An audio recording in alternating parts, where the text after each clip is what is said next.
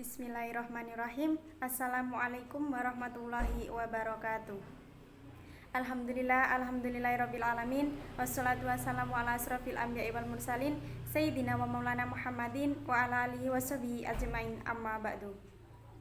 Kepada yang terhormat Bapak Arif Saifuddin selaku dosen pengampu mata kuliah studi materi PAI di SMA dan SMK. Kami dari kelompok 6 yang beranggotakan Rahmawati Ika Nur Hidayah, Rosid Nihru Mas'ul, dan Rumiati. Kami di sini akan menjelaskan materi tentang perilaku taat aturan kompetisi dalam kebaikan dan etos kerja.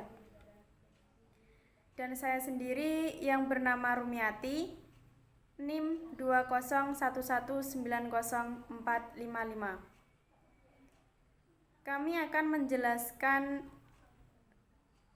materi dengan 3 poin, yaitu poin yang pertama, bagaimana yang dimaksud dengan pentingnya perilaku taat pada aturan, dan poin yang kedua, bagaimana yang dimaksud dengan kompetisi dalam kebaikan, dan poin yang ketiga, bagaimana yang dimaksud dengan etos kerja.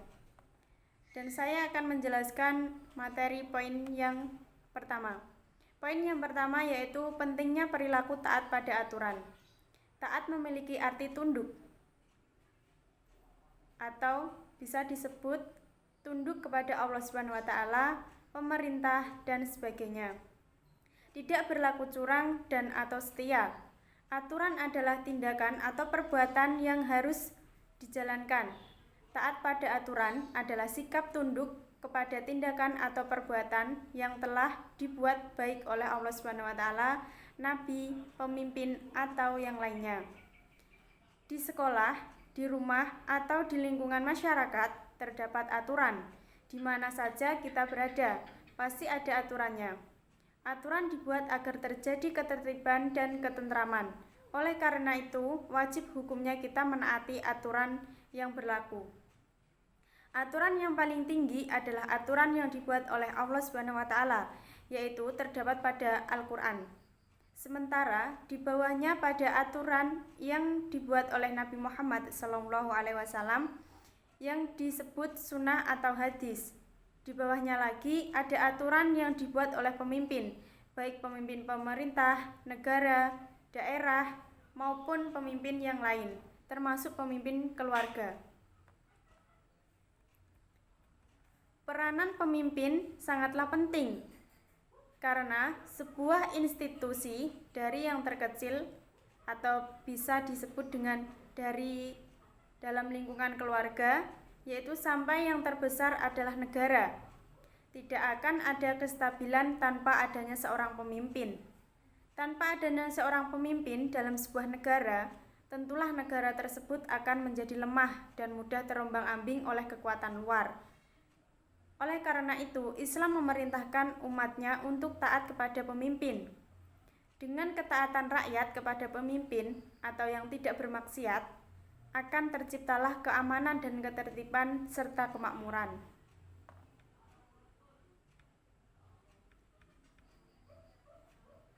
Dalam Al-Qur'an dijelaskan pada surat An-Nisa ayat 4, yaitu artinya, wahai orang-orang yang beriman, taatilah Allah dan taatilah Rasul Muhammad dan ulil amri, pemegang kekuasaan di antara kamu. Kemudian jika kamu berbeda pendapat tentang sesuatu, maka kembalikanlah kepada Allah, Al-Quran, dan Rasul sunnahnya. Jika kamu beriman kepada Allah dan hari kemudian, yang demikian itu lebih utama bagimu dan lebih baik akibatnya. Quran Surat An-Nisa ayat 4. Dalam Al-Quran Surat An-Nisa ayat 4, orang beriman harus taat kepada Allah, Rasul, ataupun ulil amri. Ulil amri di sini yaitu pemimpin yang taat kepada Allah dan Rasulnya. Di dalam isi kandungan tersebut, yang pertama, taat kepada Rasul dan ulil amri dalam ayat ini bersifat mutlak, selama ulil amri tidak memerintahkan kepada yang dilarang Allah dan Rasulnya. Yang kedua, Rasul memiliki 2 kedudukan. Kedudukan yang pertama menjelaskan hukum-hukum Tuhan dan menunaikan risalahnya. Kedua, mengelola urusan masyarakat dan menjelaskan peraturan-peraturan pemerintahnya berdasarkan kebutuhan. Yang ketiga, jalan yang terbaik menyelesaikan perselisihan mazhab Islam dalam merujuk kepada Al-Quran dan Sunnah Rasul yang diterima oleh semua orang. Dan yang keempat, masyarakat haruslah menerima pemerintahan Islam dan mendukung para pemimpin yang adil.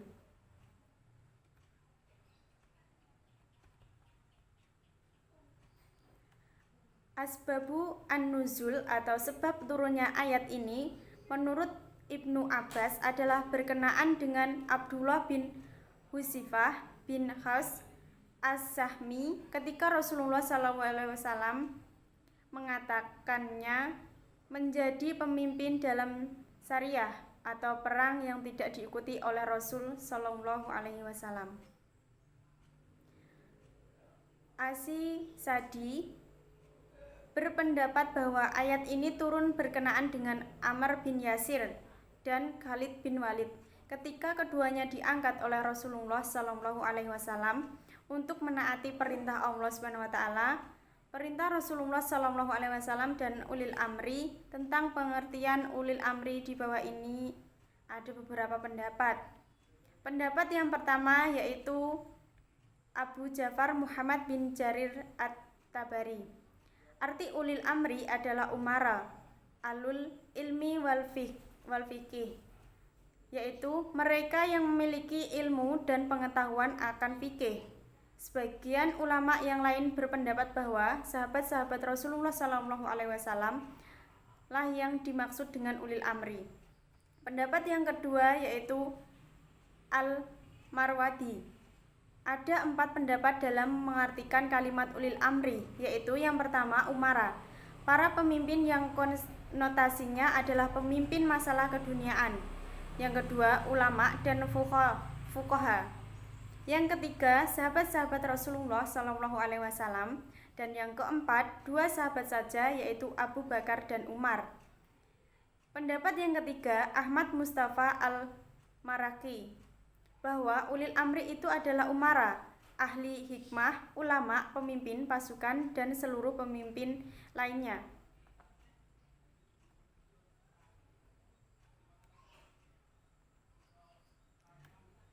Lebih lanjutnya, Rasulullah SAW menegaskan dalam hadis sebagai berikut ini, yang artinya dari Abi Abdurrahman dari Ali, sesungguhnya Rasulullah bersabda, tidak boleh taat terhadap perintah bermaksiat kepada Allah. Sesungguhnya ketaatan itu hanya dalam hal yang ma'ruf. Hadis riwayat Muslim. Umat Islam wajib menaati perintah Allah SWT dan Rasulnya.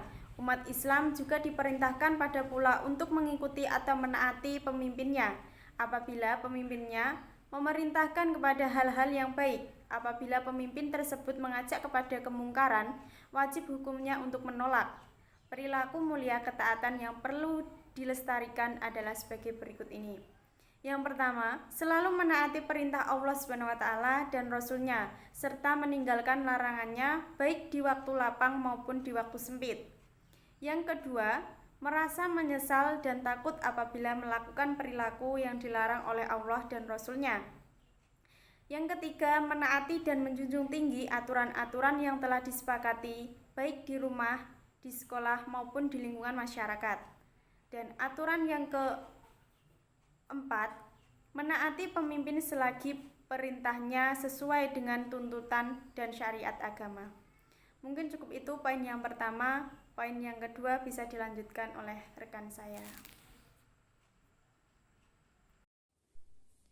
Baik, saya akan melanjutkan video presentasi dari rekan pemakalah saya yang sebelumnya.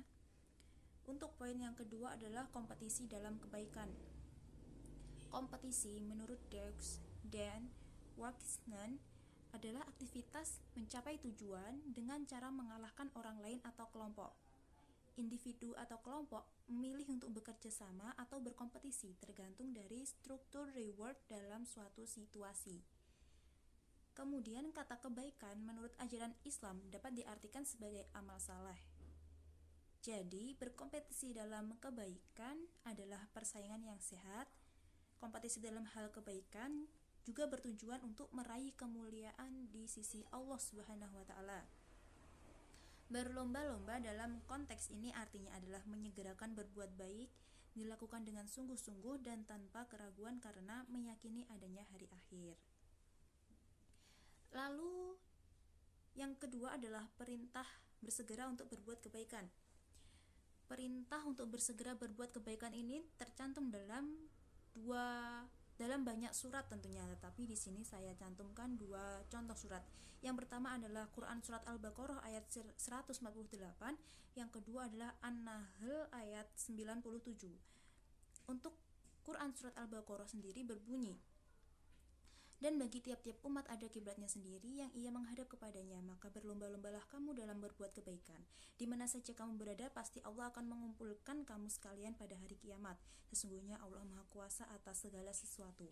Dari sini dapat kita ambil kesimpulan bahwasannya perilaku berlomba-lomba dalam kebaikan diantaranya yaitu bersikap jujur, mencintai kebajikan, menyadari bahwa hanya amal baik yang akan menjadi bekal di akhirat, tetap berpegang teguh terhadap keyakinan dalam beragama Islam, berhati-hati dalam melakukan setiap pekerjaan karena setiap pekerjaan akan dimintai pertanggungjawaban. Setiap melakukan sesuatu hendaknya memiliki arah dan tujuan yang jelas, yaitu mencari ridho Allah.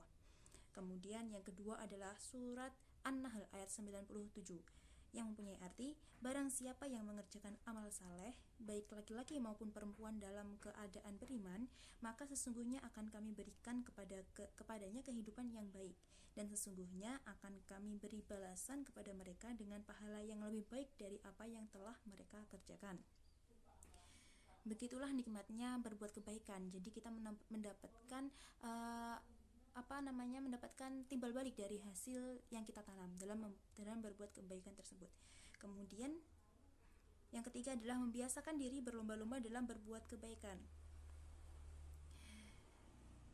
Berikut beberapa hal yang menjadi dasar sikap atau perilaku yang menggambarkan berlomba-lomba dalam kebaikan. Yang pertama adalah membuat target dalam sehari untuk melakukan kebaikan sebanyak mungkin. Juga menghindari bersikap ceroboh atau melakukan kesalahan yang berulang. Menyerahkan hasil akhir penilaian kebaikan kepada Allah Subhanahu wa taala. Bercermin dari kemajuan dan prestasi orang lain. Suka melakukan introspeksi diri dan tidak jemu belajar memperbaiki diri. Bekerja semaksimal mungkin demi mendapatkan manfaat bersama, bersaing secara sehat dalam hal kebaikan, rajin belajar dan bertanya apabila mendapatkan kesulitan, rajin menuntut ilmu dan mengamalkannya. Ya, mungkin itu penjelasan dari poin B yang bisa saya utarakan kepada teman-teman. Untuk poin selanjutnya akan dilanjutkan dan disambung oleh rekan pemateri saya yang selanjutnya. Terima kasih. Lanjut pada subbab yang terakhir, yaitu mengenai tentang etos kerja. Etos kerja merupakan dari pengambilan dari bahasa Yunani, yaitu etos yang bersifat dasar atau karakter yang merupakan kebiasaan dan watak seseorang. Menurut Shimano, etos kerja adalah seperangkat perilaku positif yang berakar pada keyakinan fundamental yang disertai komitmen total pada paradigma kerja yang integral. Adapun indikasi-indikasi dari seseorang yang beretos kerja dalam buku Asian Drama seperti pertama efisien, dua rajin, teratur, disiplin atau tepat waktu, hemat, jujur dan teliti, rasional dalam mengambil keputusan dan tindakan, bersedia menerima perubahan, gesit dan memanfaatkan kesempatan, energik, tulus dan percaya diri, mampu bekerja sama dan mempunyai visi yang jauh ke depan. Faktor-faktor yang mempengaruhi tentang etos kerja yaitu ada faktor internal dan juga faktor eksternal. Faktor internal adalah faktor yang berasal dari dalam diri dari seseorang tersebut atau seorang pelajar dan lain sebagainya. Faktor internal merupakan suasana batin semangat hidup yang berupa keyakinan atau agama. Doktrin agama dapat memberikan pengaruh positif terhadap etos kerja, manakala dapat memotivasi umatnya untuk meraih prestasi kerja yang tinggi, dan sebaliknya. Doktrin agama juga dapat memberi pengaruh yang negatif atau melemahkan etos kerja apabila tidak mampu mendorong umatnya untuk meningkatkan etos kerjanya. Faktor yang kedua adalah faktor eksternal. Faktor eksternal adalah faktor yang berasal dari luar diri manusia. Dapat berasal dari lingkungan, baik lingkungan keluarga maupun masyarakat. Seperti adanya masalah anak, istri, tetangga, dan masalah lingkungan kerja yang tidak kondusif, yang dapat berpengaruh buruk terhadap etos kerja dari seseorang. Etos kerja dalam perspektif Islam dapat diartikan sebagai pemikiran bagaimana melakukan kegiatan bertujuan mendapatkan hasil atau mencapai hasil yang diinginkan. Etos kerja ini perlu dibahas karena bagi umat Islam sangat diperlukan sekali etos kerja atau semangat kerja. Tentu pembahasan ini bagi seorang muslim sangat penting karena menjadi peta dalam kesuksesan dunianya, dan dunia merupakan tempat mereka membuat modal dalam kehidupan surga yang merupakan impian bagi setiap muslim. Dalam Al-Quran dan hadis banyak ditemukan literasi atau bacaan literatur yang memerintahkan muslim untuk bekerja dalam rangka memenuhi dan melengkapi kebutuhan duniawinya, seperti dalam Quran surat At-Taubah yang artinya ayat tersebut menjelaskan bahwa Allah memerintahkan kita untuk bekerja. Allah Subhanahu wa Ta'ala pasti membalas semua yang telah kita kerjakan. Hal yang perlu diperhatikan dalam ayat 105 dalam Quran surat At-Taubah ini adalah penegasan bahwa Allah Subhanahu wa Ta'ala memotivasi atau niat bekerja itu hal yang sangat benar. Secara implisit, banyak ayat Al-Quran yang menganjurkan umatnya untuk bekerja keras. Dalam arti, umat Islam harus memiliki etos kerja tinggi. Dalam berbagai surat pun juga dijelaskan, seperti surat Al-Insyirah ayat 7 dan 8. Apabila kamu telah selesai dalam satu urusan, maka kerjakanlah dengan sungguh-sungguh urusan yang lain. Ayat tersebut menganjurkan kepada manusia untuk mengacu diri dalam bekerja keras dan berusaha semaksimal mungkin. Dalam arti seorang muslim harus memiliki etos kerja yang tinggi sehingga ia dapat meraih kesuksesan dan berhasil dalam menempuh kehidupan dunianya di samping kehidupan akhiratnya. Dalam agama Islam tidak meminta para umatnya untuk sekedar bekerja, tetapi juga memerintahkan untuk bersungguh-sungguh dalam bekerja dengan tekun dan baik. Yakni dapat menyelesaikan tugasnya dengan sempurna. Untuk mencapai ketekunan dalam bekerja, salah satu pondasi adalah amanah dan ikhlas, dan berusaha semaksimal mungkin dengan prinsip melakukannya yang terbaik dan bertawakal, serta dibentengi dengan etika dan hanya berharap kepada Allah atas usaha yang dilakukan di dunia dan kelak di akhirat mendapatkan ganjaran yang setimpal dengan apa yang telah ia lakukan. Dalam bekerja, seorang muslim harus mempunyai etos kerja yang islami, seperti profesional, tekun, jujur, amanah, dan kreatif. Islam memiliki banyak kelebihan yang dengan membedakan dengan agama yang lain.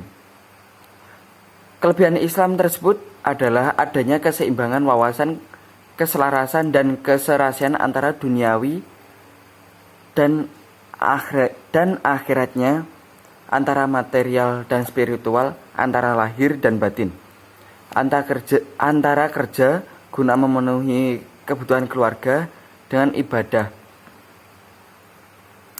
yang juga telah disinggung oleh Rasulullah Shallallahu Alaihi Wasallam. Berusahalah untuk urusan duniamu seolah-olah engkau akan hidup selamanya, dan berusahalah untuk urusan akhiratmu seolah-olah engkau akan mati esok hari. Demikian yang dapat saya sampaikan. Apabila ada kurang lebihnya saya mohon maaf. Billahi taufik wal hidayah. Assalamualaikum warahmatullahi wabarakatuh.